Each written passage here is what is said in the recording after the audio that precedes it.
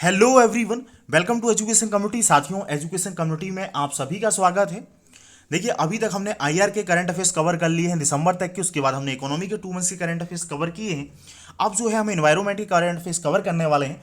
और जो ये मार्च का महीना है उसके आखिरी तक हम इन्वायरमेंट और इकोनॉमी करंट अफेयर्स कवर कर लेंगे। अब यहाँ पर स्टार्ट करने से पहले मैं आपको इन्वायरमेंट के बारे में एक बेसिक सेंट्रल थीम आपको बता दूँ। यहाँ पर जो पहला हमारा टॉपिक है वो जलवायु परिवर्तन से संबंधित है। उसी के अंदर की हम इन्फॉर्मेशन कवर करने वाले हैं। तो देखिए, है क्या कि पृथ्वी में जीवन जो संभव है वो तीन मेजर वजह है उसकी। एक तो यहाँ पर भाई पर्याप्त मात्रा में जल है जो कि जीवन के लिए बहुत ही अनिवार्य है। दूसरा है कि पर्याप्त मात्रा भाई सॉइल है, मृदा है जहाँ पर हम रह सकते हैं, पृथ्वी है। और तीसरी इंपॉर्टेंट वजह है कि हमारी पृथ्वी के चारों ओर वायुमंडल है। वायुमंडल अलग अलग गैसेस का जो अलग अलग गैसों को मिलकर जो है वायुमंडल निर्मित होता है। जैसे कि नाइट्रोजन है, कार्बन डाइऑक्साइड है, ऑक्सीजन है, ऑर्गन है और ऐसी बहुत सारी गैसेस हैं। इसमें से कुछ गैसेस ऐसी होती हैं जिनको हम ग्रीन हाउस गैसेस कह देते हैं। जैसे कि कार्बन डाइऑक्साइड है, मीथेन है, N2S है। इसके अलावा जो है सल्फर हेक्साफ्लोराइड है, फ्लोरिनेटेड गैसेस हैं, CFS है, HFS इत्यादि इत्यादि है, जलवाष्प इत्यादि है। तो ये ग्रीन हाउस गैसेस का प्रभाव पैदा करती हैं। देखिए, वायुमंडल क्या करता है कि पृथ्वी से आने वाली जो परावैंगनी किरणें हैं उनमें से उनको कुछ तो अपने आप में पहले वो रोक लेता है, और फिर यहाँ से जो ऊर्जा आ जाती है अंदर, तो वो पूरी ऊर्जा वापस रात में नहीं जा पाती है, बाहर चली जाएगी। अगर बाहर चली जाएगी पृथ्वी तो बहुत ज़्यादा रात में ठंडी हो जाएगी और दिन में बहुत ज़्यादा गर्म हो जाएगी। तो इसके लिए जो है इसको एक बैलेंस करने का काम जो है ये ग्रीन हाउस गैसेस करती हैं। एक प्रकार से ये कांच के बॉक्स की तरह है जहां से ऊर्जा आ जाती हो, फिर कुछ ये ऊर्जा ये अपने अंदर अवशोषित कर लेती है, कंबल की तरह। अब है क्या कि जब से आग का आविष्कार हुआ है या पेड़ वगैरह काटे जाने लगे तभी से हम इस साइकिल को बिगाड़ा है हमने, गैसों का जो संयोजन था। लेकिन इंडस्ट्रियल एरा में हमने इसमें ज़्यादा तबाही लेकर आई है। तो वैज्ञानिकों ने देखा 1960-70 के दशक में, अमेरिका के साइंटिस्ट ने देखा कि भाई यहाँ पर ये फिनोमिना है और इसकी वजह से अगर हम इसी तरीके से ये गैसों का उत्सर्जन अगर हम करते रहेंगे तो हमारे लिए यहाँ पर ग्लोबल वार्मिंग की समस्या बहुत ज़्यादा बढ़ जाएगी, वैश्विक उष्णन हो जाएगा, जिसकी वजह से ग्लेशियर्स पिघलेंगे तो समुद्र का सी लेवल बढ़ेगा, बहुत सारे इस्लैंड कंट्री डूबेंगे। उसके अलावा जब ये क्लाइमेट जो चेंज है और जो टेम्परेचर का साइकिल बिगड़ेगा तो भाई जो एक्वाटिक इकोसिस्टम है या नॉर्मल जो इकोसिस्टम है, टेरेस्ट्रियल इकोसिस्टम है, यहाँ पर रहने वाले जो जीव हैं उनके लाइफ साइकिल में परिवर्तन आएगा, चेंजेस आएगा, फूड सिक्योरिटी को लेके प्रॉब्लम्स खड़े होंगे। तो ऐसी बहुत सारी प्रॉब्लम्स होंगे। तो हमारा मेन काम है कि भाई हम इन गैसों से जो भी उत्सर्जन कर रहे हैं, जो ज़्यादा गैसेस में ज़्यादा जो भी कंट्रीब्यूट कर रहे हैं, हम उन गैसेस के जो उत्सर्जन को है कम करें। तो पूरी की पूरी जो जलवायु परिवर्तन की जो भी डिबेट है उसमें हमारा पूरा काम रहेगा कि भाई इन गैसों के उत्सर्जन को कम किया जाए। अब अगर मैं आगे बताऊं तो इसके लिए क्या मैकेनिज्म है, तो देखिए जैसे कि मैंने आप लोगों को बताया कि 1960-70 के दशक में ये चर्चा स्टार्ट होती है। तो 1972 में सबसे पहले मानव एवं पर्यावरण पर स्टॉकहोम कन्वेंशन का आयोजन किया जाता है। उसके बाद United Nation Environment Programme, UNEP, एक बॉडी बनाई जाती है यूनाइटेड नेशन के तत्वाधान में। उसके बाद जो है ये जो समिट है इसके 20 साल बाद जो है रियो डी जेनेरियो में 1992 में एक समिट होता है जिसको हम अर्थ समिट कह दिए थे। और वहां से 3 ऑर्गेनाइजेशन निकल के आती हैं। एक है UNFCCC जो कि क्लाइमेट चेंज से लड़ने के लिए या जो कार्बन का उत्सर्जन है उसको कम करने के लिए अलग अलग सी समिट होती है, हर साल मीटिंग होती है। और यहाँ पर कुछ प्रस्ताव आते हैं, प्रपोजल्स आते हैं, और ये उसके अंदर में 2 मेजर प्रोटोकॉल भी आते हैं, एक क्योटो प्रोटोकॉल और दूसरा पेरिस क्लाइमेट एग्रीमेंट, जिसके अंदर में हर देश को अपना जो कार्बन उत्सर्जन है कम करना है। तो उसकी हमको बहुत सारी उससे जुड़ी न्यूज़ जो है आती रहेगी। एक UNCCD है जो मरुस्थलीकरण से लड़ता है या उसको रोकने के लिए प्रभाव उपायों की बात करता है। फिर UNCVD है, कुछ और चीज़ें थी जैसे कि फॉरेस्ट प्रिंसिपल थे, एजेंडा 21 है। इनके ऊपर UPSC ने पहले क्वेश्चन पूछ लिए हैं। तो पूरी की पूरी डिबेट इसके इर्द गिर्द चलती रहेगी। एक तरफ तो इन गैसेस को कम करना है, दूसरी तरफ उससे संबंधित मैकेनिज्म बनाया गया होगा। भाई उसके लिए क्या है, जैसे बहुत सारे देशों के बहुत सारे ऑर्गेनाइजेशन निकल के आएंगे, वो क्या कर रहे होंगे, वो टेक्नोलॉजी ट्रांसफर की बात कर रहे होंगे कि जो डेवलप कंट्री के पास अच्छी टेक्नोलॉजीज है, कि भाई जैसे कि एक बेसिक मैं आपको एग्जांपल दूं कि भाई सोलर पैनल्स बनाने के लिए मान लो डेवलप्ड कंट्रीज़ ने अच्छी टेक्नोलॉजी डेवलप करी है, तो वो जो है जो डेवलपिंग कंट्रीज़ हैं, अफ्रीका की कंट्रीज़ हैं, लीस्ट डेवलपिंग कंट्रीज़ हैं, इनको वो टेक्नोलॉजी मुहैया कराएं। ऐसे ऑर्गेनाइजेशन आएंगे, बहुत सारे जो फंड्स देने की बात करें कि भाई आप क्लाइमेट चेंज कम करो। तो इस तरीके बहुत सारी इंफॉर्मेशन आएगी। सेंट्रल आइडिया इसका यही रहने वाला। तो चलिए हम स्टार्ट करते हैं। तो हमारे सामने जो पहला न्यूज आइटम आता है वो है भाई IPCC की 6th असेसमेंट रिपोर्ट आई हुई है। तो सबसे पहले हम देखते हैं कि तो सबसे पहले हम आईपीसीसी के बारे में बात करते हैं, फिर हम ये असेसमेंट रिपोर्ट के बारे में बात करें। देखिए आईपीसीसी को 1988 में डब्ल्यूएमओ यानी कि विश्व मौसम विज्ञान संगठन और यूनेप यूनाइटेड नेशन पर्यावरण कार्यक्रम इन्होंने मिलकर बनाया था, एक अंतर्राष्ट्रीय सरकारी संगठन के तौर पर बनाया गया था। भाई इसका उद्देश्य क्या है, तो ये दुनिया भर में जो भी जलवायु परिवर्तन से संबंधित डेटा है, तो सबसे व्यापक और ऑथेंटिकेटेड डेटा जो है ये पब्लिश करता है।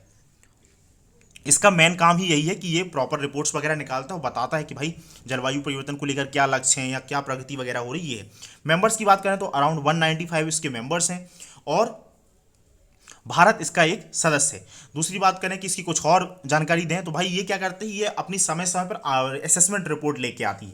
इसको कह दिया जाता है एआर रिपोर्ट के तौर पे। तो अभी तक 5 रिपोर्ट आ चुकी थी, अभी 6वीं रिपोर्ट आई है। इसके अंदर भी कुछ रिपोर्ट्स वगैरह आती रहती हैं, तो कुछ बड़े ट्रेंड्स हम यहाँ पर देख लेंगे वो एग्जाम के लिए काम के हो सकते हैं कि नहीं।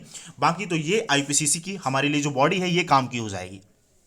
उसके बाद जो है कुछ और यहाँ पर इंफॉर्मेशन दी गई है कि भाई ये आईपीसीसी जो है स्वयं का वैज्ञानिक अनुसंधान नहीं करता, यानी कि बड़े बड़े जो इंस्टीट्यूशन होंगे जो एनवायरनमेंट की फील्ड में अच्छा काम करते हैं उनसे डेटा कलेक्ट करता है। और दूसरी बात कि इसको नोबेल शांति पुरस्कार से भी सम्मानित किया गया है 2007 में। अब हम असेसमेंट रिपोर्ट की बात करें तो ये कुल मिला के ये बताया गया होगा इस रिपोर्ट में कि भाई यहाँ पर जलवायु परिवर्तन को लेके क्या प्रयास हैं, क्या उपाय और किए जाने की जरूरत है। तो इसकी थीम जो थी वो है जलवायु परिवर्तन 2022, जलवायु परिवर्तन का समन, मिटिगेशन ऑफ क्लाइमेट चेंज। तो ये इसकी थीम थी। यहाँ पर फिर रिपोर्ट के बारे में बताया है, किस बारे में बता रहे हैं भाई, तो ये समन यानी मिटिगेशन संबंधी प्रगति के बारे में बता रहा है। मिटिगेशन है कि हमको भाई ऐसे हम उपाय करें कि उसका जो प्रभाव है जलवायु परिवर्तन का वो कम से कम हो। फिर विश्व भर में कार्बन उत्सर्जन के बारे में बताया गया। तो ये जनरल पॉइंट्स हैं, इस पर क्वेश्चंस की पॉसिबिलिटी नहीं बनती। कुछ यहाँ पर टारगेट भी इस बात करी गई है। देखिए पेरिस क्लाइमेट एग्रीमेंट जो 2015 में हुआ था, तो उसमें कुछ लक्ष्य हमने रखे थे कि शताब्दी के अंत तक हमको 1.5 डिग्री सेल्सियस या 2 डिग्री सेल्सियस तक जो है टेम्परेचर जो प्री इंडस्ट्रियल लेवल है इसके ऊपर नहीं बढ़ना चाहिए, उस स्तर का इतना नहीं बढ़ना चाहिए। उसके लिए इन्हें यहाँ पर कुछ जानकारी दी है कि भाई अगर 2025 तक जो है हम वैश्विक ग्रीन हाउस गैस उत्सर्जन को चरम जो एक्सट्रीम हो उसको सीमित करें और 2030 तक इसमें 43% की कमी करें अगर हमको 1.5 डिग्री सेल्सियस के लक्ष्य को हासिल करना है। और 2050 तक की दशक की शुरुआत में वैश्विक जो कुल कार्बन उत्सर्जन होता है उसको हम कार्बन न्यूट्रलिटी यानी कि टोटल कार्बन उत्सर्जन जीरो के फेज में ले आए, यानी कि जो अभी हम जो भी फॉसिल फ्यूल्स वगैरह का यूज़ करते हैं उसकी जगह हम दूसरे क्लीन एनर्जी का सोर्सेस का उपयोग करें, जैसे कि बायोफ्यूल का यूज़ करें, बायोडीजल का यूज़ करें या सनलाइट का यूज़ करें, सोलर एनर्जी का यूज़ करें। इस तरीके से हम जीरो कार्बन की स्थिति में आ जाएं। और टोटल जो 2030 तक मिशन का उत्सर्जन है 34 डिग्री सेल्सियस उसमें 34% की हम कमी करें, तब जाके हम ये लक्ष्य 1.5 डिग्री सेल्सियस को अचीव कर सकते हैं। उसके बाद जो है दूसरा बताया गया है कि 2 डिग्री सेल्सियस के अगर लक्ष्य को तक भी सीमित करना है तो हमको 2025 तक जो ग्रीन हाउस गैसेस को उत्सर्जन को एक्सट्रीम उसको कम करना पड़ेगा और 2030 तक जो है इसमें 27% की कमी करना पड़ेगी और 2070 तक जो है यहाँ पर नेट जीरो लक्ष्य को हमको प्राप्त करना पड़ेगा। तो ये इनमें इंफॉर्मेशन थी, इस पर पॉसिबिलिटी कम बनती है। बाकी इस रिपोर्ट के बारे में क्या है, कुछ और चीज़ें जो निकल के आई होंगी जो हमारे लिए फैक्चुअल टाइप की बात चीज़ें बन जाए, वो चीज़ें काम की रहेंगी। कुछ और रिपोर्ट की बात करेंगे तो इसके अंदर में कुछ रिपोर्ट आई है। वर्किंग ग्रुप फर्स्ट की जो रिपोर्ट है वो जलवायु परिवर्तन 2021 भौतिक विज्ञान आधार। तो ये रिपोर्ट्स आप याद रखिए कि ये भाई ये AR6 रिपोर्ट जो आई थी आईपीसीसी की उससे संबंधित। फिर जलवायु परिवर्तन 2022 प्रभाव अनुकूलन और सुभेद्यता रिपोर्ट आई हुई है।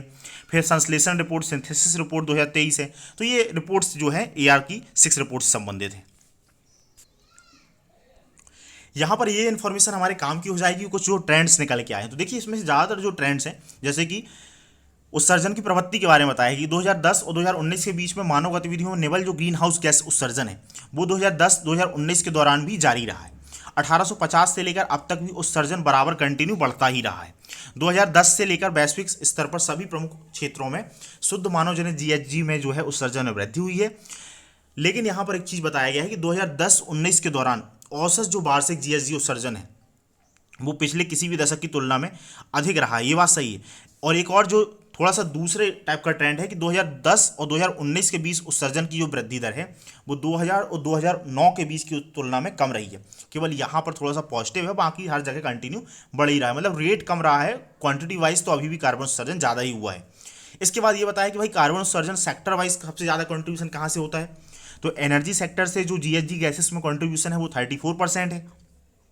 इंडस्ट्री से जो है 24% है, कृषि वानिकी से और अन्य गतिविधियों से 22% है, परिवहन से 14% है और निर्माण गतिविधियों से 5% जो है जीएचजी गैसेस का उत्सर्जन होता है। फिर आगे बढ़े अगर हम, यहाँ पर कुछ और ट्रेंड्स के बारे में बताया गया है कि भाई कम से कम 18 देशों ने पिछले 10 वर्षों से अधिक समय से जीएचजी उत्सर्जन में कमी को बनाए रखा है। मतलब दुनिया भर में करीब जो 100 लगभग 200 देश हैं उसमें से 18 देश ऐसे हैं वो लगातार पिछले 10 सालों से जो जीएचजी का उत्सर्जन है वो कम कर रहे हैं। दूसरी बात क्या है कि यहाँ पर एक और बात करी गई है कि भाई ये सर्वाधिक प्रति व्यक्ति उत्सर्जन वाले 10% परिवार हैं, वो वैश्विक जो जीएचजी उत्सर्जन में वो सर्वाधिक जो है योगदान करते हैं। फिर कुछ और बात करी गई है कि अगर ये नीतियां मजबूत नहीं किया हमने तो जीएचजी उत्सर्जन 2025 के बाद बढ़ने का अनुमान है और 2100 तक जो टेम्परेचर का हमारा लक्ष्य 1.5 डिग्री सेल्सियस 2 डिग्री सेल्सियस था वो 3.2 डिग्री सेल्सियस भी बढ़ सकता है। फिर फाइनेंस के बारे में इन्होंने बताया है कि भाई जो फाइनेंस की अवेलेबिलिटी है वो अगर हमको जो लक्ष्य प्राप्त करना है 1.5 डिग्री सेल्सियस या 2 डिग्री सेल्सियस तो उसकी तुलना में 3 से 6 गुना हमारे पास कम फंड्स हैं। नेक्स्ट जो आर्टिकल है वो मिथेन उत्सर्जन से संबंधित है। तो न्यूज़ क्या है कि भाई CCAC climate and clean energy correlation and UNEP united nation environment programme ने global methane assessment 2030 baseline report जारी की है। तो कौन से ऑर्गेनाइजेशन ने जारी की है ये काफ़ी इंपॉर्टेंट हो जाता है। अब हम यहाँ पर मीथेन के बारे में बात करें तो मीथेन की विशेषताएं क्या है भाई, ये रंगहीन और गंधहीन गैस है और प्राकृतिक गैस का एक प्राथमिक घटक है।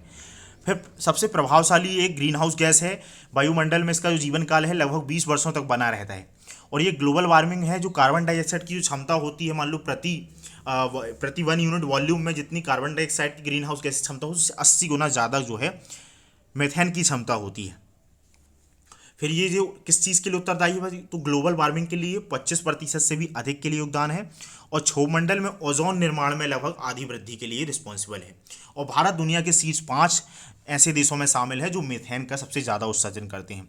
फिर अगर हम इसमें सेक्टर वाइज देखें कि सबसे ज़्यादा कहाँ से मीथेन उत्सर्जन होती है तो सबसे ज़्यादा जो वेटलैंड्स हैं, आर्द्र भूमियाँ हैं, वहाँ से उत्सर्जन होती है। देखिए क्या होता है कि ये जो मीथेन है, मीथेन का उत्सर्जन होता है इन एरोबिक कंडीशन में, अगर कोई डिकम्पोजिशन हो जहाँ पर ऑक्सीजन की एब्सेंस हो और वहाँ पर कुछ अपघटन की प्रक्रिया हो रही हो तो मीथेन का उत्सर्जन होता है। तो जो ये वाटर बॉडीज़ होती हैं, धान के खेत वगैरह होते हैं, तो वहाँ पर जो ये अपघटन की प्रक्रिया होती है उसकी वजह से मीथेन से वो है आर्द्रभूमि सबसे ज़्यादा होती है।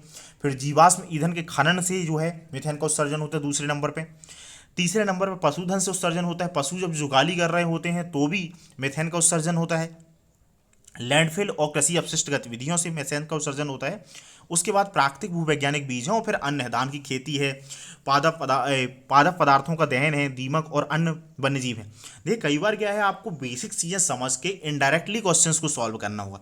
जैसे आपने यहाँ पढ़ा धान की खेती से उत्सर्जन होता है, या मैंने आपको बताया कि इन एरोबिक कंडीशंस में जो अपघटन की प्रक्रिया होती है वहाँ से मीथेन उत्सर्जन होती है। तो लास्ट ईयर क्वेश्चन आ गया था राइस इंटेंसिफिकेशन मेथड वगैरह करके, और वहाँ पर ये था कि अगर हम बार बार जो है प्लांटिंग करते हैं, बार बार पानी डालते हैं और बार बार फिर उसको बीच बीच में पानी डालते हैं खेत में, तो उससे मीथेन उत्सर्जन उस मेथड में कम होता है। तो भाई वो तो ज़्यादा होगा। तो आपको इनडायरेक्टली ऐसे क्वेश्चन सॉल्व करने हैं, तब जाके हम एग्जाम में अच्छा परफॉर्म कर पाएंगे। तो ये जो हमने ऊपर रिपोर्ट की बात करी थी, तो ये रिपोर्ट जो है जो कॉन्फ्रेंस ऑफ पार्टी 27वीं मीटिंग आयोजित की गई थी UNFCCC की जलवायु एवं स्वच्छ वायु पर मंत्री स्तरीय जो बैठक थी उसमें जो है इसको रिलीज़ किया गया है। और ये वैश्विक मीथेन प्रतिबद्धता GMP जो है लक्ष्य के प्रभावों की जांच करता है। निष्कर्ष के तौर पर बताया गया है कि भाई जो पूर्व औद्योगिक स्तर था उससे मीथेन का उत्सर्जन 260% ज़्यादा है आज की डेट में, और जो नेट वार्मिंग ग्लोबल वार्मिंग है उसमें 45% के लिए जो है मीथेन जिम्मेदार है यहाँ पर। फिर यहाँ पर एक फैक्ट और है कि भाई 2021 में जो है सबसे बड़ी वार्षिक भागीदारी इसमें दर्ज करी गई है। फिर कुछ और जो चीज़ें मीथेन से संबंधित प्रयास हैं या जो इनिशिएटिव हैं तो उनके बारे में हम देखते हैं। ये ग्लोबल मीथेन प्लेस करके एक इनिशिएटिव है, तो ये हाल ही में ऑस्ट्रेलिया से जुड़ा है इसलिए ये न्यूज़ में आया हुआ है। मीथेन उत्सर्जन में कमी लाने के लिए या कार्रवाइयों में गति लाने के लिए COP जो 26 जो है ग्लासगो में आयोजित किया गया था, तो उसमें ये इनिशिएटिव लाया गया। इसका नेतृत्व संयुक्त राज्य अमेरिका और यूरोपीय संघ करते हैं। इसका उद्देश्य क्या है, 2030 तक जो वैश्विक मीथेन उत्सर्जन है उसको 2020 के स्तर से कम 30% तक उसमें कमी लानी है। इसकी सदस्यता 100 से अधिक देश इसमें भागीदारी है, जो कि मानव जनित वैश्विक मीथेन उत्सर्जन के 45% के लिए जिम्मेदार है। अब देखिए, भारत इसमें शामिल नहीं हुआ है। भारत ने अपने व्यापार को ध्यान में रखते हुए, देश के विशाल कृषि क्षेत्र को ध्यान में रखते हुए और पशुधन की भूमिका को देखते हुए भारत इसमें शामिल, भारत ने अपनी चिंताओं के कारण भारत इस पर हस्ताक्षर नहीं किए हैं, तो भारत इसका सदस्य नहीं है।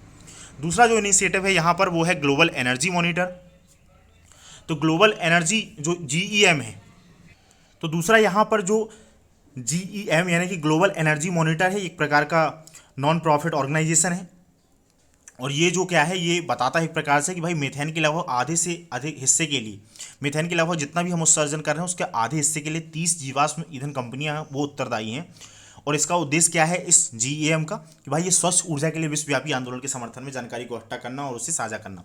कुल मिला के ये जानकारी जुटाता है कि भाई कैसे हम मीथेन के उत्सर्जन को कम कर सकते हैं। तो उसके लिए इनिशिएटिव है। इसी ने बताया कि भाई 30 ऐसी कंपनियां हैं जो जीवाश्म ईंधन से जुड़ी हैं, 30 कंपनियां, और टोटल मीथेन का जो उत्सर्जन है उसमें आधे कॉन्ट्रीब्यूशन करती हैं। नेक्स्ट जो इनिशिएटिव है वो यहाँ पर अंतर्राष्ट्रीय मीथेन उत्सर्जन वेधशाला यानी कि इंटरनेशनल मीथेन एमिशन ऑब्जर्वेटरी के बारे में है। आईएमओ क्या करता है कि इसकी एक रिपोर्ट के अकॉर्डिंग क्या है, अल्पावधि में जलवायु परिवर्तन से अगर हमको निपटना है तो इसके लिए मीथेन उत्सर्जन में कटौती सबसे ज़्यादा इंपॉर्टेंट है, ये बताता है। 2021 में यूरोपीय आयोग के समर्थन से यूनेप के द्वारा इसको शुरू की गई एक पहल है IMEO, यानी कि यूरोपीय आयोग और यूरोपीय कमीशन और यूरोप ने मिलकर एक पहल को एक प्रकार से स्टार्ट किया है IAMO को। तो ये जानकारी हो गई। उद्देश्य क्या है भाई, तो वही है ईंधन जीवाश्म ईंधन के क्षेत्र से जो है मीथेन उत्सर्जन कटौती को प्रोत्साहन करना, कि जो भी हम फॉसिल फ्यूल्स वगैरह यूज़ कर रहे हैं तो वहाँ से हम किस तरीके प्रयास करें ताकि वहाँ पर उत्सर्जन को कमी लेके आई जाए। फिर यहाँ क्या है, ये जो है ग्लोबल मीथेन प्लेस जो हमने ऊपर प्रोग्राम देखा उसके कार्यान्वयन में भी एक पार्टिसिपेट या काम करता है। फिर नेक्स्ट जो इनिशिएटिव है वो नासा का earth surface mineral dust source investigation mission है, EMIT, नासा का earth surface mineral dust source investigation. तो ये इनिशिएटिव है और ये क्या करता है, ये भाई सुपर एमिटर्स की पहचान करता है। अब सुपर एमिटर्स क्या होते हैं, तो वो ऐसे केंद्र या ऐसे उपकरण या ऐसी इंफ्रास्ट्रक्चर परियोजनाएं या इंफ्रास्ट्रक्चर प्रोजेक्ट्स हैं जिनकी मीथेन उत्सर्जन दर बहुत अधिक होती है। तो मान लो कोई प्लांट्स वगैरह लगा हुआ है, एग्रीकल्चर के लिए कोई एक्टिविटीज़ या कोई फार्म हाउस है, तो ये उन चीज़ों को सुपर एमिटर्स के तौर पर परिभाषित करता है। हो सकता है क्वेश्चन पूछ लिया जाए कि भाई सुपर एमिटर्स क्या है। और ये जो EMIT जो संगठन है इस मिशन ने जो है, ये जो मिशन है EMIT नासा का जो मिशन है, इसने क्या है मध्य एशिया, पश्चिम एशिया और दक्षिण पश्चिमी संयुक्त राज्य अमेरिका में मीथेन के अलावा 50 से अधिक सुपर एमिटर्स की पहचान करी है। तो ये हो गया। नेक्स्ट जो हमारे सामने आर्टिकल है वो है महासागरीय अम्लीकरण और आर्कटिक हिम से संबंधित है। नेक्स्ट जो न्यूज आइटम हमारे सामने है उसमें क्या है कि आर्कटिक जो महासागर उसके पश्चिमी क्षेत्र में बदलते रासायनिक संगठन पर जो है साइंटिस्ट ने चिंता व्यक्त करी है और यहाँ पर बताया है कि भाई यहाँ पर जो अम्लता है उसमें काफ़ी ज़्यादा तेज़ी से बढ़ाव हो रहा है और यहाँ की जो अम्लता है उसमें 3 से 4 गुना वृद्धि को देखा जा रहा है। तो भाई अम्लता क्या है, ये महासागर की जो ओशन एसिडिफिकेशन है, महासागरीय अम्लता। तो इसमें क्या है कि जो समुद्र का जो pH है उसके मान में कमी आ रही है। और ये मान में कमी क्यों आ रही है, क्योंकि CO2 के अवशोषण के कारण हो रहा है, CO2 के बढ़ने के कारण। देखते हैं कि वो किस प्रकार से बढ़ रहा है एक प्रकार। तो यहाँ पर दिखाया गया है, देखो क्या होता है कि जो महासागर होते हैं वो भी CO2 का सांद्रण करते हैं, एक प्रकार से एब्जॉर्ब करते हैं। तो पहले क्या होता था, जब निम्न pH का लेवल जो है वो कम हुआ करता था, जब pH का लेवल जो बैलेंस हुआ करता था उस समय सिचुएशन क्या थी, कार्बन डाइऑक्साइड आती थी और वहाँ से कार्बोनिक एसिड बनता था, उससे फिर CO2 की क्या है H2O से क्रिया होकर H2CO3 बनता था, कार्बोनिक एसिड। और ये कार्बोनिक एसिड से जो कार्बोनेट आयन निकलता था तो यहाँ पर वो बाइकार्बोनेट वगैरह बनाता था यहाँ पर। और इसकी वजह से क्या है कि पहले जो है पर्याप्त जो है एक बैलेंस बना हुआ था। तो यहाँ पर जो रहने वाले समुद्री जो वेंथिक जोन वगैरह है और यहाँ पर रहने वाले जो प्राणी हैं, जैसे कि यहाँ पर घोंगे हैं, प्रवाल है और मोलास्क वगैरह हैं या समुद्री कैल्सीफायर्स हैं, इनकी ग्रोथ बराबर हो रही थी। लेकिन अब क्या हो रहा है कि अब यहाँ पर कार्बन डाइऑक्साइड की मात्रा काफ़ी ज़्यादा आ रही है। तो पहले 1800 के दशक के टाइम पे अनुमान के तौर पे दिखाया गया था, अब 2100 के टाइम पे दिखाया गया है कि 21 सेंचुरी में क्या सिचुएशन है कि यहाँ पर CO2 की जो सांद्रण की मात्रा है वो अधिक हो रही है। तो इसकी वजह से कार्बोनिक एसिड जो है वो अधिक बन रहा है, यहाँ पर से फिर जो मुक्त हाइड्रोजन निकल रहे हैं वो भी ज़्यादा है और कार्बोनेट जो बन रहा है तो वो ज़्यादा यहाँ पर बन रहा है। इसकी वजह से ये जो कार्बोनेट आयन है, बाइकार्बोनेट जो बन रहा है, तो इसकी वजह से फिर जो है यहाँ पर जो मोलास्क हैं या छोटे जीव हैं, घोंगे हैं, प्रवाल वृत्तियाँ, इनकी ग्रोथ कम हो रही है। तो एक प्रकार से यहाँ पर पीएच का लेवल कम हो रहा है, जिसकी वजह से एसिडिफिकेशन बढ़ रहा है, और ये जो यहाँ पर रहने वाले प्राणी हैं उनकी ग्रोथ कम हो रही है। तो इस तरीके से ये ओशन का एसिडिफिकेशन इस तरीके से प्रभाव डाल रहा है। अब देखिए, अगर हम आर्कटिक महाद्वीप के बारे में बात करें तो हम देखिए सबसे ऊपर साइड जो है 66.5 डिग्री ऊपर के जो हम ऊपर कंसीडर करते हैं उसको हम आर्कटिक व्रत के तौर पे, और नीचे का जो 66.5 होता है उसको अंटार्कटिक व्रत के तौर पे कंसीडर करते हैं कि उसके नीचे का हिस्सा अंटार्कटिका में आ जाता है और ऊपर का हिस्सा आर्कटिक महाद्वीप में आ जाता है। ये पूरा गोला दिखाया गया है, ये जो 66.5 डिग्री लाइन है इसके ऊपर का हिस्सा। तो यहाँ पे क्या है, ये भाई उत्तरी ध्रुव के आसपास का क्षेत्र फैला हुआ भौगोलिक क्षेत्र है, और यहाँ पर जो है ज़्यादातर एरिया में जो है बर्फ़ जमी हुई है। अब ये भाई ये क्या महत्वपूर्ण हो जाता है, हो क्या रहा है कि जलवायु परिवर्तन के कारण यहाँ की बर्फ़ जो है वो पिघल रही है काफ़ी तेज़ी से, और इसकी वजह से क्या है कि जब बर्फ़ पिघल रही है तो यहाँ पर नए नए जो भंडार हैं खनिजों के, जैसे कि धातु के खनिजों से संबंधित भंडार हैं या पेट्रोलियम गैस से संबंधित भंडार हैं, उनकी पॉसिबिलिटी काफ़ी ज़्यादा बढ़ रही है। दूसरी मतलब वो एक संसाधन के तौर पे, दूसरी यहाँ पर समुद्री मार्ग बनने की भी संभावना बढ़ रही है कि यहाँ से ये एक नए रूट्स की खोज यहाँ से हो जाएगी। लेकिन क्या है, इन सब की वजह से क्या है, जब ये बर्फ़ पिघलेगी तो भाई यहाँ पर जो वाटर लेवल है वो बहुत ज़्यादा बढ़ेगा। तो वाटर लेवल बहुत ज़्यादा बढ़ेगा, तो एक प्रकार से सभी और जो जितने भी इसलैंड कंट्री हैं, आइलैंड कंट्री हैं या छोटे देश हैं, द्वीपीय देश हैं, वहाँ पर संकट खड़ा होगा, और धीरे धीरे न केवल ये बल्कि महाद्वीपों के जो एरियाज हैं वो भी डूब क्षेत्र में आएंगे। तो ये प्रॉब्लम्स हैं, इसलिए हम क्लाइमेट चेंज से लड़ने के लिए यहाँ पर काम कर रहे हैं। तो यहाँ पर हमने बात कर ली कि यहाँ पर क्या इंपॉर्टेंस है। इसके बाद अगर हम बात करें आगे, तो यहाँ पे क्या है कि उत्तरी समुद्री मार्ग को एक नए व्यापारिक मार्ग के रूप में खोलने की संभावना बढ़ रही है, जो मैंने आप लोगों को बताया कि यहाँ पर जब बर्फ पिघलेगी तो यहाँ पर ये है। फिर विश्व की महासागरीय धाराओं के परिसंचरण में भी यह मदद यहाँ पर हो जाती है, और वैश्विक जलवायु परिवर्तन को मापने के लिए बैरोमीटर के तौर पर काम करता है। कुल मिला के यानी कि जलवायु परिवर्तन वर्ल्ड भर में क्या हो रहा है तो उसके लिए बैरोमीटर के तौर पे काम करता है। अगर हम भारत की बात करें तो भारत का आर्कटिक क्षेत्र में क्या योगदान है। 2007 से भारत ने अपना आर्कटिक अनुसंधान कार्यक्रम स्टार्ट किया था। भारत ने अपनी पहली आर्कटिक नीति की घोषणा करी है, और आर्कटिक परिषद के पर्यवेक्षकों के तौर पे, देखिए एक आर्कटिक काउंसिल है, भारत उसका मेंबर तो नहीं है लेकिन भारत उसका ऑब्जर्वर के तौर पर उसमें शामिल है, तो भारत उसका ऑब्जर्वर है। फिर भारतीय आर्कटिक स्टेशन जो हिमाद्री है वो नॉर्वे में स्थित है, 2008 से वैज्ञानिक अनुसंधान के तौर पर वो काम कर रहा है। आगे कुछ और सुर्खियों की बात करें, यहाँ पर एक और नई चीज़ आई है, यहाँ पर जो हमारे लिए एग्जाम में पूछा सकता है, आर्कटिक प्रवर्धन यानी कि आर्कटिक एम्प्लीफिकेशन। तो ये क्या चीज़ है, देखिए भाई अगर हम एक ही मतलब दो अलग अलग अक्षांशों के बीच में कंपेयर करें तो जो निम्न अक्षांश होते हैं वहाँ की अपेक्षा जो उच्च अक्षांश हैं, जैसे कि निम्न अक्षांश में यहाँ आप 10 डिग्री सेल्सियस से लेकर उत्तरी गोलार्ध में या दक्षिणी गोलार्ध में 20 डिग्री सेल्सियस के बीच का मान लीजिए, और फिर हम यहाँ पर आर्कटिक रीजन में देखें कि भाई 70 से लेके 80 के बीच में, 80 से लेके 90 डिग्री सेल्सियस के बीच में, तो वहाँ पर क्या है तापमान में ज़्यादा वृद्धि हो रही है इस यहाँ पर निम्न अक्षांशों की सापेक्ष तौर पे। तो इसी को हम आर्कटिक प्रवर्धन कह देते हैं इसकी वजह से। और फिर इसकी वजह से क्या होता है कि जो शेष दुनिया की तुलना में जो आर्कटिक है वो 4 गुना तेज़ी से गर्म हो रहा है, और फिर वहाँ पर भाई बर्फ पिघलेगी, और जो इम्पैक्ट हमने पहले चर्चा करी है वो हर जगह देखने को मिलेगा। तो फिर वैश्विक तापन है, आइस एल्बिडो फीडबैक है, लैप्स रेट फीडबैक है, जल वाष्प फीडबैक और ओशन हीट ट्रांसफॉर्म इस प्रवर्धन के प्राथमिक कारण बन जाते हैं। यहाँ पर बताया गया है, देखो अगर आप ये बॉक्स देखेंगे आर्कटिक प्रवर्धन ग्लोबल वार्मिंग की कार्यप्रणाली, तो यहाँ पे क्या है, वायुमंडल में अत्यधिक अगर एरोसॉल के कण होते हैं तो अधिक धुंध और बादल हो जाते हैं।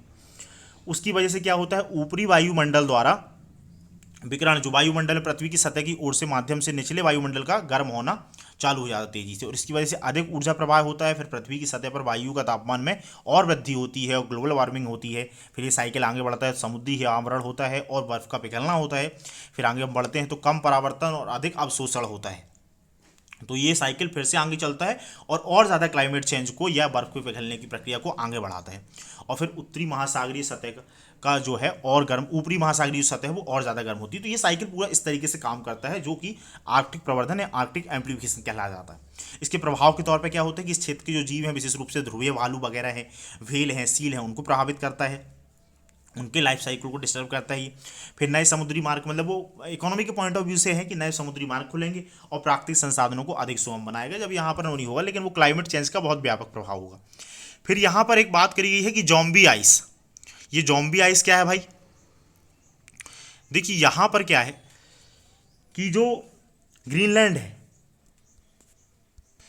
ये जो जॉम्बी आइस है वो एक प्रकार की ऐसी बर्फ है जो बड़े ग्लेशियर से जुड़ी हुई है, लेकिन अब क्या है कि वो एक प्रकार सी डेड बर्फ हो बन चुकी है, क्योंकि वहां पर क्या है, बड़े ग्लेशियर से इसको बर्फ जो है दोबारा प्राप्त हो नहीं रही है, मिल नहीं रही है।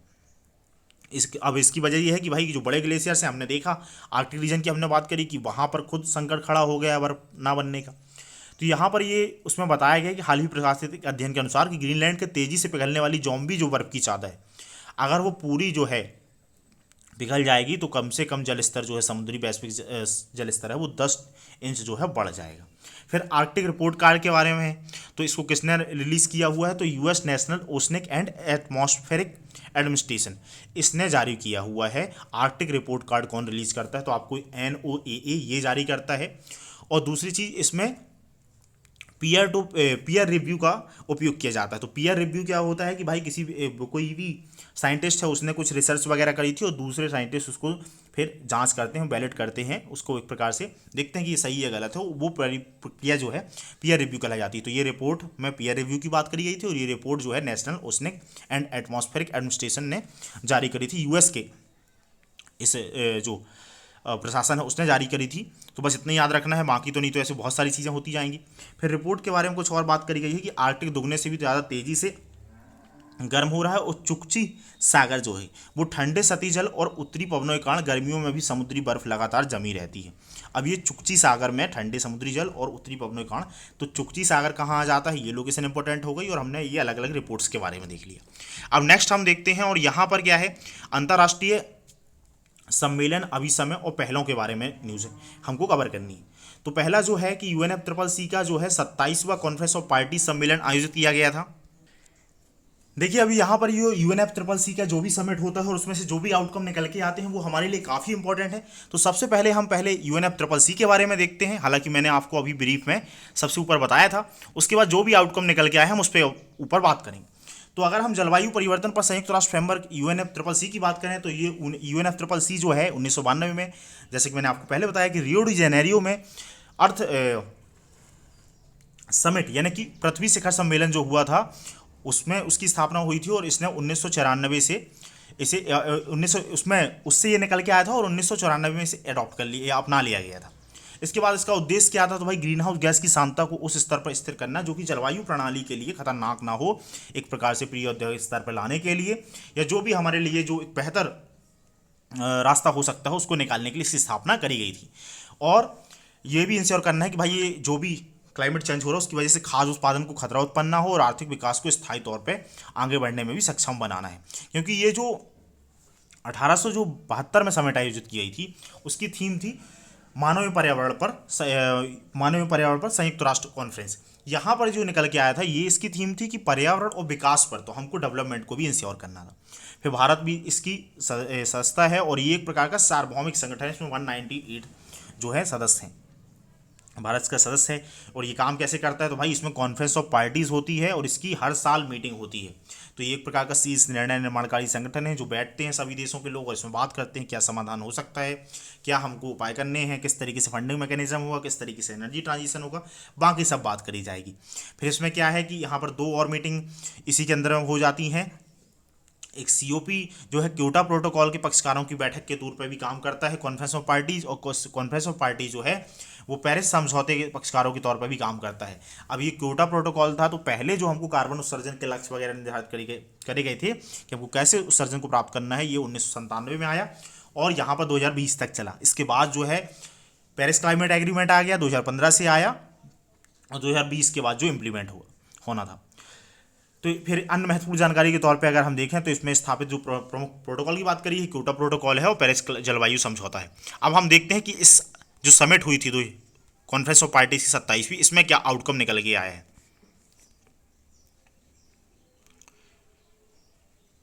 तो देखिए यहां पर जो भी इंपॉर्टेंट चीजें हैं, तो ये जो सम्मेलन है 27वां COP कॉन्फ्रेंस आयोजित किया गया था वो मिस्र के शर्म अल शेख जो जगह है वहाँ पर आयोजित किया गया था। इसके जो लक्ष्य निर्धारित किए गए हैं कि भाई परिवर्तनकारी अनुकूल एजेंडे को अपनाना है, ट्रांसफॉर्मेटिव एजेंडे को अपनाना है, विकासशील देशों के लिए जलवायु वित्त जो जुटाना है, फाइनेंस की व्यवस्था है डेवलपिंग कंट्रीज़ के लिए वो इकट्ठी करनी है, वित्त उपलब्ध कराना है और उचित वितरण का वगैरह करना है कि भाई जो डेवलपिंग कंट्रीज़ हैं, लीस्ट डेवलपिंग कंट्रीज़ हैं उनको फंड्स वगैरह मिलें। अपनी प्रतिबद्धताओं को और संकल्पों से पीछे हटने से बचना है कि भाई कुछ जो देश हैं, जैसे कि पहले डोनाल्ड ट्रंप आए थे तो उन्होंने वो एग्रीमेंट से बाहर ही होने की बात कर दी थी, तो इस तरीके से उससे बचना है हमको। फिर कम उत्सर्जन और जलवायु परिवर्तन, जलवायु अनुकूलन विकास के आधार पर एक प्रबंधित और जस्ट ट्रांजिशन सुनिश्चित करना है कि भाई हमको एनर्जी का ऐसा ट्रांजिशन करना है कि भाई उससे कम उत्सर्जन भी हो और वो जलवायु परिवर्तन के अनुकूल हो। फिर हानि और क्षति के लिए स्पष्ट समर्थन और कार्रवाई करना है कि जो भी लॉस वगैरह होता है, डैमेज वगैरह होता है इसकी वजह से, तो उससे कैसे निपटा जाएगा उसकी बात करता है। तो ये कुल मिला के इसके एक लक्ष्य रखे गए थे। इंपॉर्टेंट चीज़ हो जाती है ऑर्गेनाइजेशनल लेवल पे क्या चीज़ें हो गई हैं। तो इसमें क्या है कि COP26 जो कि ग्लासगो में 2021 में आयोजित किया गया था, तो उसमें से जो तो यहाँ पर ये बताया गया है कि वहाँ पर जो अनअवेटेड कोल है और अकुशल जीवाश्म ईंधन सब्सिडी है उसको धीरे धीरे समाप्त करने की बात करी गई थी और अंतर्राष्ट्रीय कार्बन बाजारों को अंतिम रूप दिया गया। कुल मिला के ऐसा होता है कि जैसे कि यहाँ पर कोई कंपनी, इंडिया की कोई कंपनी है और यूरोप की कोई कंपनी है। अब यूरोप वाले मान के चलो ज़्यादा कार्बन का उत्सर्जन कर रहे हैं और भारत की कोई कंपनी है या चीन की कोई कंपनी है, कहीं और की भी कंपनी है, उसने कम उत्सर्जन किया, तो उसने जितनी यूनिट कम उत्सर्जन किया है तो वो उसका एक प्रकार से एक बॉन्ड्स वगैरह टाइप का रिलीज कर सकती है और जो डेवलपिंग कंट्रीज है, जिस देश ने ज़्यादा उत्सर्जन किया है, जिस कंपनी ने ज़्यादा उत्सर्जन किया है, वो उसको खरीद लेगी। तो इस तरीके से वो जो यूनिवर्सल जो टारगेट्स है कि हमको इतना कार्बन उत्सर्जन करना है, उस लक्ष्य को ऐसे प्राप्त किया सकता है। तो ये जो कार्बन, इसके लिए कार्बन बाजार वगैरह होते हैं, उसमें ट्रेडिंग वगैरह होती है। ये जो कार्बन उत्सर्जन जो भी कार्बन उत्सर्जन यूनिट्स वगैरह होती हैं निकल के आती हैं, उस पर हम ट्रेडिंग करते हैं। और अनुकूलन संबंधी वैश्विक लक्ष्य पर वो जो है शर्म अल शेख वर्क प्रोग्राम को अपनाया गया है। फिर यहाँ पर कुछ और बात करें अगर हम, तो यहाँ पर देखिए जहाँ पर कॉमन बातें की गई हैं वो तो हमारे एग्जाम के लिए डायरेक्टली काम नहीं बनती। जलवायु लक्ष्य की अगर बात करें 2030 के अंत तक अपने 2023 के अंत तक अपने 2030 के जलवायु लक्ष्यों पर पुनः विचार करें और उन्हें मजबूत करें। सदस्य देशों से ये आग्रह किया गया है और वो लक्ष्य वैसे होने चाहिए जो पेरिस समझौते की जो हर देश ने अपने लिए टारगेट फिक्स किए हों उस दिशा को आगे बढ़ने के लिए हों। अनुकूलन की बात करी गई है कि भाई कैसे हम जलवायु परिवर्तन के प्रति एडॉप्टेशन को बढ़ावा देंगे ताकि हम उस जीवन शैली को बढ़ावा दे सकें। तो उसके लिए अनुकूलन कोष में करीब $230 मिलियन से अधिक योगदान देने का नया संकल्प लिया गया है। फिर यहाँ पे फाइनेंस की बात करी गई है कि भाई फाइनेंस क्या है, जो डेवलप्ड कंट्रीज हैं हिस्टोरिकली वो ज़्यादा रिस्पॉन्सिबल थे जलवायु परिवर्तन के लिए, तो वो जो है पैसा देंगे डेवलपिंग कंट्रीज़ को। तो ये पेरिस समझौते के अनुच्छेद 2.1C की बात करी गई है कि उसमें फंड वगैरह पर चर्चा करी जाएगी और उसमें COP28 जो आयोजित किया जाएगा उस पर चर्चा होगी विस्तार से। फिर यहाँ पर ये जो नई वित्त व्यवस्था है, तो देखिए जो मैंने आप लोगों को अभी मैकेनिज्म बनाया है कि डेवलप जो कंट्रीज़ हैं वो ज़्यादा हिस्टोरिकली उनने ज़्यादा उत्सर्जन किया हुआ है, तो इसकी वजह से उनको फंड्स वगैरह देने होते हैं और टेक्नोलॉजी ट्रांसफ़र करनी होती है डेवलपिंग कंट्रीज़ को, लीस्ट डेवलपिंग कंट्रीज़ को। तो उसी को लेके ये पहलों की बात करी गई है। फिर यहाँ पर कुछ और अगर हम आउटकम बेस्ड बात करें यहाँ पर, तो कॉमन बात करी गई है भाई कि कम उत्सर्जन करने वाली जो ऊर्जा और एनर्जी की बात करें तो उन प्रौद्योगिकियों को बढ़ावा देना है, कुशल जीवाश्म ईंधनों को, तो इस पर क्वेश्चंस नहीं बनते डायरेक्टली सीधे सच। फिर वित्तीय प्रणाली में सुधार के बारे में बात करी गई है, तो भाई इसमें भी डायरेक्ट क्वेश्चन नहीं है, बाकी वो कॉन्सेप्ट आप समझ गए होंगे अभी तक जो मैंने बताया है। न्याय संघर्ष संक्रमण की बात करी गई है कि भाई जो जस्ट ट्रांजिशन पर एक योजना शुरू की है, तो ये जस्ट ट्रांजिशन वाली जो बात बार बार निकल के आ रही है वो याद रखिएगा आप लोग, शर्म अल शेख करके जो शहर है वहाँ से ये डिक्लेरेशन से निकल के आया और UNFCCC के जो 27 कॉन्फ्रेंस ऑफ पार्टी आयोजित किया गया था उससे कुछ चीज़ें निकल के आई हैं। फिर इसके बाद एक और है एग्रीकल्चर पर कि कृषि पर कोरोनिविया संयुक्त कार्य योजना जो है इसको जो है 4 वर्षों की लीज पर, तो कुल मिला के खाद्य जो संकट है, खाद्य संकट से निपटने के लिए, खाद्यान्न सुरक्षा के लिए उससे संबंधित है। कृषि पर कोरोनिविया संयुक्त कार्य योजना इससे संबंधित है और इसे क्रियान्वयन के लिए जो है 4 वर्षीय शर्म अल शेख संयुक्त कार्य योजना की स्थापना की गई है। फिर यहाँ पर अगर हम बात करें तो ये KJWMA है, UNFCCC के तहत कृषि और खाद्य सुरक्षा पर ध्यान केंद्रित करने वाला एकमात्र कार्यक्रम है। फिर देखिए टेक्नोलॉजी ट्रांसफर की बात है, तो टेक्नोलॉजी ट्रांसफर क्या है कि ऐसी प्रौद्योगिकियां जो कि डेवलपिंग कंट्रीज हैं या कमजोर कंट्री हैं, उनको जो है ऐसी टेक्नोलॉजी मुहैया कराई जाए कि वो अपनी जलवायु परिवर्तन से उत्सर्जन या कार्बन उत्सर्जन की जो प्रतिबद्धताएं हैं उनको पूरा कर सकें। तो उसके लिए प्रौद्योगिकी कार्यकारी समिति टीईसी और जलवायु प्रौद्योगिकी केंद्र नेटवर्क है, इसने 2023 से लेकर 2027 तक के लिए अपनी प्रथम संयुक्त कार्य योजना निर्धारित करी है। फिर कुछ और कार्यक्रम है कि भाई खाद, नदियों, प्रकृति आधारित समाधानों, टिपिंग पॉइंट्स और स्वास्थ्य पर्यावरण के अधिकार का उल्लेख किया गया। मतलब पर्यावरण के अधिकार के तौर पे इन सब का उल्लेख किया गया है। पहली बार ऐसा हुआ है कि सीओपी के इस सम्मेलन में ऐसी बात करी गई हो। फिर यहाँ पर सीओपी 27 के दौरान शुरू की गई पहलों के विस्तृत विवरण बताया गया कि भाई लास्ट में परिशिष्ट में और विस्तार से बताया गया है कुछ और जो इनिशिएटिव्स हैं। यहाँ पर अपने को एक चीज़ और देखनी है, ब्रेक थ्रू एजेंडा के द्वारा प्रायोरिटी फिक्स करना कि भाई ये ब्रेक थ्रू एजेंडा क्या है। तो है क्या कि जो ब्रेक थ्रू एजेंडा है इसके हस्ताक्षरकर्ताओं ने स्वस्थ प्रौद्योगिकियों के किफायती और अधिक स्वच्छ बनाने में सहायता के लिए प्राथमिक वाली कार्रवाइयों की रूपरेखा तैयार की है, और इसे 2000 जो COP 28 है उसके शिखर सम्मेलन के दौरान इसकी घोषणा की जाएगी। ब्रेक थ्रू एजेंडा कुल मिला के क्या है, क्लीन टेक्नोलॉजी और किफ़ायती क्लीन टेक्नोलॉजी मैकेनिज्म जो डेवलप करना है कुल मिला के, उसके लिए उससे संबंधित है ब्रेक थ्रू एजेंडा। और इसमें क्या है, लगभग 45 वैश्विक नेताओं के गठबंधन द्वारा इसको द्वारा किया गया था, जो इसका शुभारंभ किया गया था, और भारत भी इसका एक हस्ताक्षर करता है, ये ध्यान रखना है।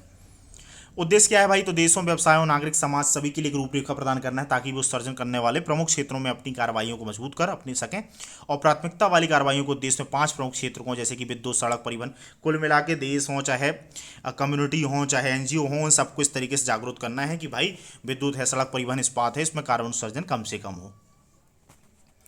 फिर यहाँ पर अगर हम आगे बात करें तो फर्स्ट मूवर कोएलिशन के बारे में एक चीज़ आ जाती है। यहाँ पर कुछ और ऑर्गेनाइजेशन है जो इससे एसोसिएटेड हैं। एक है फर्स्ट मूवर कोएलिशन जिसके ऊपर क्वेश्चन पूछा सकता है, दूसरा है क्लाइमेट इन्वेस्टमेंट फंड्स, और तीसरा है मिशन पॉसिबल पार्टनरशिप। तो फर्स्ट मूवर कोएलिशन है, इसका शुभारंभ औद्योगिक विकार्बन मतलब इंडस्ट्रियल कार्बन जो उत्सर्जन होता है उसको कम करने के लिए COP 26 में लाया गया था, और भारत भी इस गठबंधन का एक हिस्सा है। फिर क्लाइमेट इन्वेस्टमेंट फंड्स जो है ये सबसे बड़ा बहुपक्षीय जलवायु कोष है जो कि भारत सहित 72 मध्यम और निम्न आय वाले देशों के रूपांतरकारी जलवायु नवाचारों पर केंद्रित है। और मिशन पॉसिबल पार्टनरशिप क्या है, ये प्रमुख जलवायु संगठनों का एक गठबंधन है। जितने भी जलवायु संगठन है उनका मिशन पॉसिबल पार्टनरशिप उसका संगठन है। यहाँ पर अगर हम बात करें फर्स्ट मूवर कोएलिशन के बारे में, तो क्या है, ये संयुक्त राज्य अमेरिका और WEF के द्वारा स्टार्ट की गई एक प्रकार की एक पहल है, और इसका उद्देश्य ये है कि भाई ऐसे जो सेक्टर हैं जो कार्बन उत्सर्जन सबसे ज़्यादा करते हैं, जैसे कि एल्यूमिनियम है, विमानन है, रसायन है, कंक्रीट है, शिपिंग है, स्टील है, ट्रक क्षेत्र हैं, इन सब में ये वैश्विक उत्सर्जन के 30% के लिए जिम्मेदार है। तो इस फर्स्ट मूवर कोएलिशन का उद्देश्य ये है कि ये जो कंपनियां जो भी इन सेक्टर्स में काम कर रही हैं तो वो अपनी परचेसिंग पावर के माध्यम से कार्बन न्यूट्रलाइजेशन का काम करें, यानी कि कार्बन उत्सर्जन का काम करें, तो उनको प्रभावित करने के लिए एक पहल है। इसका उद्देश्य क्या है भाई, तो ये शून्य कार्बन प्रौद्योगिकियों के व्यावसायीकरण पर लक्षित है कि भाई उन कंपनियों के CEO वगैरह से बोला जाएगा, चर्चा वगैरह करके बात करके कि भाई आप ऐसी टेक्नोलॉजी अपनाओ, या आप जो है अपने जो परचेसिंग वगैरह कर रहे हो उसमें आप कोल की जगह सोलर एनर्जी को प्राथमिकता दो, प्रायोरिटी दो, इस तरीके से जो है ताकि हम नेट जीरो के जो लक्ष्य है उसको प्राप्त करने में हम उसको एक ग्लोबल जो हमारा एफर्ट है उसको हम प्राप्त कर सकें। तो ये इन्फॉर्मेशन थी। इसके बाद फिर जो है एक और है इंडोनेशिया का just energy transition partnership, Indonesia के द्वारा स्टार्ट किया गया ये पहल है कि इसका उद्देश्य क्या है, G20 शिखर सम्मेलन के दौरान जो कि लास्ट ईयर इंडोनेशिया में आयोजित किया गया था, उसमें $20 बिलियन जुटाने के लिए इंडोनेशिया ने JETP को प्रस्तुत किया था, जस्ट एनर्जी ट्रांजिशन पार्टनरशिप। तो ये G20 समिट के दौरान प्रस्तुत किया गया था, इंडोनेशिया के द्वारा प्रस्तुत किया गया था, और ये जलवायु वित्त संबंधी समझौते संबंधित हैं कि भाई फाइनेंस को बढ़ावा देना है। प्रथम GTEP की घोषणा 2021 में दक्षिण अफ्रीका और एक अंतर्राष्ट्रीय भागीदार समूह के द्वारा की गई थी। पहला जो GTP की घोषणा जो है वो दक्षिण अफ्रीका और इन देशों का योगदान था। तो ये इन्फॉर्मेशन थी इससे संबंधित। फिर इसके बाद अगर हम बात करें तो भारत की जो दीर्घकालिक निम्न कार्बन उत्सर्जन विकास रणनीति, इसके बारे में चर्चा की। भारत ने अपनी प्रतिबद्धता दोहराई है कि भाई हम 2070 तक जो है अपने कार्बन न्यूट्रलिटी के स्टेज में आ जाएंगे। तो उससे संबंधित चीज़ों को हम देखते हैं यहाँ पर। तो देखिए जो UNFCCC का जो समिट हुआ था, भारत ने वहाँ पर अपनी प्रतिबद्धता दोहराई है कि जो दीर्घकालिक जो है लोअर कार्बन एमिशन की जो हमारी रणनीति है हम उसको प्रस्तुत कर रहे हैं, और हम किस तरीके से अपने जो कार्बन उत्सर्जन को जो है लक्ष्य को प्राप्त करेंगे, या हमारी इसको लेकर क्या योजना है। तो ये प्रतिबद्धता भारत ने दोहराई है और अपनी प्रतिबद्धताओं को यहाँ पर जाहिर किया है। देखिए, जैसे कि मैंने आप लोगों को पहले बताया कि 2015 में पेरिस क्लाइमेट एग्रीमेंट हुआ था और वहाँ पर सभी देशों को अपने जो कार्बन उत्सर्जन है उनको एक थ्रेशोल्ड तक कम करना था। तो उसी को लेके ये परियोजना जो है, उसी को लेके भारत ने अभी अपनी प्रतिबद्धता दोहराई है। अब भारत के इसमें दृष्टिकोण कौन कौन से शामिल हैं? भारत ने बोला है भाई कि जो संचयी वैश्विक जीएचजी उत्सर्जन में है, उसमें भारत का ऐतिहासिक योगदान, कुल मिला के वर्ल्ड में जितना भी कार्बन जीएचजी जो उत्सर्जन हुआ है उसमें भारत ने बोला है कि हिस्टोरिकली भारत का उसमें योगदान काफ़ी कम है। दूसरी बात बोला है कि भाई विकास के लिए भारत की ऊर्जा ज़रूरतें अभी काफ़ी अधिक हैं। कुल मिला के भारत इस तरीके से अपनी बात रख रहा है कि भाई अभी हमको क्या है, डेवलपमेंट का हमने फ़ायदा उतना उठाया नहीं, तो हमको अवसर मिलना चाहिए डेवलपमेंट के लिए। फिर तीसरी बात है कि भारत के विकास के लिए निम्न कार्बन रणनीतियों को आगे बढ़ाने हेतु प्रतिबद्ध है।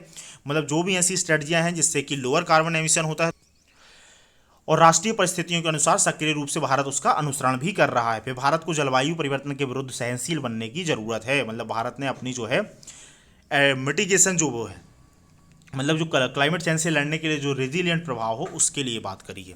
फिर अगर हम फैक्चुअल बात करें कि भारत ने किस तरीके से यहाँ पर बातों को रखा है, किस तरीके से लक्ष्यों को रखा है, इस पर डायरेक्टली क्वेश्चन पूछा सकता है। तो देखिए, जो विकास गतिविधियों के अनुरूप प्रणालियों को निम्न कार्बन उत्सर्जन करना है, मतलब डेवलपमेंट के लिए, तो भारत ने अपना एनडीसी जो लक्ष्य है, नेशनल डिटरमाइंड कॉन्ट्रीब्यूशन, यानी कि एक देश को अपना कितना टोटल कार्बन उत्सर्जन करना है, उसको 2030 तक 50% जो है गैर जीवाश्म ईंधन क्षमता प्राप्त करना है। भारत का उद्देश्य यह है कि भाई अभी हम जो भी विद्युत जो हमारी प्रणालियां हैं या जो भी हम इलेक्ट्रिसिटी वगैरह प्रोड्यूस कर रहे हैं, एनर्जी की जो हमारे सोर्सेस, उसमें हम 2030 तक जो 50% गैर जीवाश्म ईंधन क्षमता हमको प्राप्त करना है।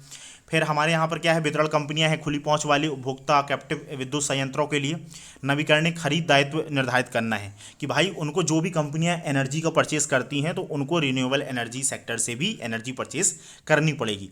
फिर क्या है कि हमारे यहाँ पर जो 8 जो नवीकरणीय ऊर्जा से समृद्ध राज्य हैं, ठीक है, वहां पर हरित ऊर्जा गलियारे का निर्माण करना है वर्ष 2032 तक, और एनर्जी ट्रांजिशन के फेज में 2032 तक जो है हमारी जो परमाणु ऊर्जा है उसको जो है उस क्षमता को 3 गुना तक बढ़ाना है। फिर यहाँ पर जो है ट्रांसपोर्टेशन प्रणाली के लिए भारत के क्या लक्ष्य हैं, तो भाई 2050 तक पेट्रोल में 20% 2025 तक जो है पेट्रोल में 20% एथेनॉल सम्मिश्रण लक्ष्य को प्राप्त करना है भारत को, और भारतीय रेलवे के शून्य कार्बन उत्सर्जन लक्ष्य को 2030 तक पूरा करना है। आप अगर न्यूज़ कवर करते हैं तो अक्सर कुछ कंपनियां भी अपने जो है उत्सर्जन लक्ष्य निर्धारित करती हैं। तो ये सब में क्वेश्चंस बन जाने की संभावना है, स्पेशली जहां पर हमारे देश के कॉन्ट्रीब्यूशन की बात करी गई है। भारत स्टेज जो 6 है उस उत्सर्जन मानक को अपनाना ताकि व्हीकल्स जो होते हैं, जितने भी ट्रांसपोर्टेशन मीडियम हो, उनसे कम उत्सर्जन हो। फिर मल्टी मॉडल कनेक्टिविटी के लिए राष्ट्रीय मास्टर प्लान पीएम गति शक्ति को आरंभ किया गया है ताकि इससे मल्टी मॉडल कनेक्टिविटी हो और कम से कम पॉल्यूशन में वो सहायक हो। फिर इसके बाद क्या है कि शहरों में जो ऊर्जा दक्षता है उसको बढ़ाने के लिए कौन कौन से प्लान है भाई, नेशनल अर्बन पॉलिसी फ्रेमवर्क को अपनाना है। फिर राष्ट्रीय भवन संहिता, नेशनल बिल्डिंग कोड्स है, एनर्जी कंजर्वेशन भवन संहिता बिल्डिंग कोड्स है, ईसीबीसी है, इनको इको निवास संहिता है। मतलब जो भवन है उनको इस तरीके से डिज़ाइन करना है कि उसमें कम से कम ऊर्जा खपत हो। इंडिया कूलिंग एक्सेल प्लान जो लॉन्च किया गया है। फिर टिकाऊ आवास पर राष्ट्रीय मिशन है, कैसे सस्टेनेबल होम्स या हम जो है हाउस डेवलप करेंगे। फिर विस्तारित उत्पादक उत्तरदायित्व 2021 और प्लास्टिक अपशिष्ट प्रबंधन नियम 2021 को भी लाया गया है ताकि जो है शहरों को जो है सस्टेनेबल बनाया सके और शहरों को जलवायु परिवर्तन के अनुकूल डेवलप किया सके। फिर नेक्स्ट जो बात करी है, भारत ने यहाँ पर प्रतिबद्धता दोहराई है कि संपूर्ण अर्थव्यवस्था की वृद्धि के लिए भारत कौन कौन से उपाय अपनाएगा, वृद्धि को ध्यान में रखते हुए और इस तरीके से नवाचार उपाय अपनाएं ताकि कम से कम उत्सर्जन हो। तो टिकाऊ आवास एवं उन्नत ऊर्जा दक्षता के लिए राष्ट्रीय मिशन है, मानक और लेवलिंग योजना तथा ऊर्जा दक्षता वित्त पोषण मंच इत्यादि है। जैव ईंधन पर राष्ट्रीय नीति की बात करी गई है, ग्रीन हाइड्रोजन प्रौद्योगिकी इत्यादि को बढ़ावा दिए जाने की बात की गई है। फिर यहाँ पर क्या है कि वायुमंडल से जो CO2 आता है तो उसको हटाने के लिए कुछ टेक्नोलॉजी होती है, उनको कार्बन कैप्चर स्टोरेज टेक्नोलॉजी वगैरह कहलाई जाती है कि जो भी कार्बन डाइऑक्साइड का उत्सर्जन हुआ है जैसे कि थर्मल पावर प्लांट से, तो उसको हम जो है स्टोर कर लें या उसको इस तरीके से यूज़ कर लें कि वो क्लाइमेट ऊपर जो है वातावरण में ना छोड़ी जाए। तो उसके लिए carbon capture utilisation and storage जैसी जो टेक्नोलॉजीज़ हैं उनको बढ़ाने के लिए अनुसंधान और R&D पर बल दिया जाएगा। NDC जो लक्ष्य हैं भारत के वो हैं सामाजिक आर्थिक पर्यावरण से संबंधित जो विचारों के अनुरूप और वन और वृक्ष उत्पादन को बढ़ाना, कि भाई हमारे यहाँ का सोशियो इकोनॉमिक जो कंडीशन है उसके अकॉर्डिंग जो है हमको फॉरेस्ट कवर को इंक्रीज करना है। तो उसमें क्या है, NDC लक्ष्य 2030 तक जो है 2.5 से 3 बिलियन टन, यानी कि नंबर तो एग्जैक्टली याद ना हो लेकिन हमको टोटल जो है CO2 के बराबर अतिरिक्त कार्बन सिंक का निर्माण करना है, यानी कि फॉरेस्ट कवर करना है ताकि वो अतिरिक्त कार्बन को स्टोर करें। फिर अन्य स्वैच्छिक योगदान की बात करी गई है कि भाई 2030 तक जो 26 मिलियन हेक्टेयर पर बंजर भूमि को पुनर्स्थापित करना है। 20 वैश्विक IC जो जैव विविधता लक्ष्यों के अनुरूप 12 राष्ट्रीय जैव विविधता लक्ष्य विकसित करनी है। तो देखिए इतनी छोटी छोटी इन्फॉर्मेशन तो नहीं, लेकिन आप मेजर जो ट्रेंड है उनको आप थोड़ा सा माइंड में रखिएगा। हर चीज़ को हमको इसको याद नहीं रखना है ना, करने की जरूरत है। और दूसरी सबसे इंपॉर्टेंट चीज़ है, जो भी मैंने आप लोगों को फाइल प्रोवाइड करी थी तो आप उसके डॉक्स में देखें क्वेश्चंस कैसे आ रहे हैं, उसके हिसाब से आप तैयार करके रखें। आप ये एक ब्रॉडर पर्सपेक्टिव में समझें, क्योंकि हो सकता है कहीं भी अगर IC लक्ष्य के ऊपर क्वेश्चन आ गया तो आपने यहाँ से कुछ सुना था, जाना था, तो आप कनेक्ट करके आगे काम कर लेंगे। तो इस तरीके से फिर यहाँ पर राष्ट्रीय वनीकरण कार्यक्रम एवं नगर वन योजना है, तो राष्ट्रीय REDD+ वगैरह है, वनों की कटाई, वन रक्षण को, उत्सर्जन को कम करना इत्यादि, उस रणनीति को शामिल करेंगे। और जो NHAI है और भारतीय रेलवे है उसके प्रमुख हरित प्रयासों को भी बढ़ावा दिया जाएगा। फिर इसके बाद क्या है कि निम्न कार्बन विकास से जुड़े आर्थिक और वित्तीय पहलू के बारे में बात की गई कि जो SEBI है भाई, अनिवार्य सस्टेनेबिलिटी रिपोर्टिंग के लिए SEBI द्वारा business responsibility and sustainability report को शुरुआत करना। SEBI, तो ये business responsibility and sustainability report किसने, SEBI ने रिलीज करी है, ताकि इससे सस्टेनेबल जो हमारे लक्ष्य हैं उनको प्राप्त करने में डायरेक्टली इनडायरेक्टली सहायता हो। फिर प्राथमिक क्षेत्र में जो उधारी दी जाती है, प्राइमरी सेक्टर लैंडिंग से, वहाँ पर नवीकरणीय ऊर्जा परियोजनाओं को शामिल करना। और RBI के द्वारा जो है सस्टेनेबल फाइनेंस ग्रुप की स्थापना करी गई है। तो देखिए ये बातें थी। अब भारत के बारे में यहाँ पर कुछ और बातें करें तो भारत ने जो अपने लक्ष्य जो निर्धारित किए हैं तो उसमें 2 नीतियों का अनुसरण किया है भाई। एक चीज़ होती है साझा किंतु विभेदित उत्तरदायित्व रिस्पॉन्सिबिलिटी, यानी कि हाँ ये बात सही है कि क्लाइमेट चेंज से लड़ना है तो पूरे विश्व को एकजुट होकर काम करना चाहिए, तो वहाँ पर कॉमन सबको टारगेट करना है। लेकिन क्या है कि डेवलप कंट्री ने ज़्यादा उत्सर्जन किया हुआ है, इसलिए यहाँ पर हमने और डेवलपिंग कंट्रीज ने कम, इसलिए हमने कॉमन बट डिफ्रेंशिएटेड रिस्पॉन्सिबिलिटीज का कॉन्सेप्ट लेके आए। तो इसमें यह है कि भाई जो साझा लक्ष्य तो प्राप्त करना है, लेकिन डेवलप्ड कंट्रीज के ऊपर ये जिम्मेदारी ज़्यादा है क्योंकि उनने ज़्यादा उत्सर्जन के लिए जिम्मेदार थे। फिर NDC की तुलना में ये CBDRC जो है ये ज़्यादा व्यापक और इसमें विकासात्मक लक्ष्यों के साथ साथ निवेश और सरकारी व्यय के आवश्यक स्तरों को भी शामिल किया गया है, ये वाली बात करेगी। और यहाँ पर भारत ने अपना 2070 तक नेवल कार्बन जो उत्सर्जन है उसको नेट जीरो करने की बात करी गई है। यानी कुल मिला के जो अभी जैसे हम कोयले का उपयोग करते हैं, अभी भी करीब हम 55% जो एनर्जी है वो कोयले सेक्टर से आती है, तो बहुत ज़्यादा कार्बन का उत्सर्जन होता है। उसकी हम सोलर एनर्जी है, विंड एनर्जी, उन सबको बढ़ाएंगे तो, और बाकी जो और भी अगर कार्बन जो एक्स्ट्रा उत्सर्जित हो रहा है, इलेक्ट्रिक व्हीकल्स वगैरह को बढ़ावा देंगे, हर सेक्टर से बढ़ावा देंगे, फिर हम जो फॉरेस्ट कवर वगैरह बढ़ाएंगे तो हम न्यूट्रल स्टेज में एक प्रकार से पहुंच जाएंगे। तो ये हमारा उद्देश्य था। तो यहीं को लेके क्या है, हमने भारत ने एक विचार प्रस्तुत किया है पर्यावरण के लिए जीवन शैली लाइफ। तो यहाँ पर ये वाला आर्टिकल हम पूरा कवर करते हैं, फिर एंड करेंगे। ये हम 45 मिनट का ही ऑलमोस्ट डिस्कशन करेंगे। इसमें क्या है, इन आवर लाइफ टाइम अभियान, इन आवर लाइफ टाइम अभियान या लाइफ जो इनिशिएटिव है, तो ये क्या है, मिनिस्ट्री ऑफ जो environment forest and climate change है और संयुक्त राष्ट्र विकास कार्यक्रम है, उसके दोनों के तहत राष्ट्रीय प्राकृतिक इतिहास संग्रहालय द्वारा प्रारंभ किया गया है क्या, इन आवर लाइफ टाइम अभियान। बस इतना से याद रखना है। कुल मिला के लोगों को 18 से 23 साल लोगों को जागरूक करना है और उनको संदेश वाहक बनाना है कि वो कैसे क्लाइमेट चेंज से लड़ने में जागरूकता फैलाएं। कुल मिला के यही बात है, ज़्यादा इसमें तैयार करने की जरूरत नहीं है।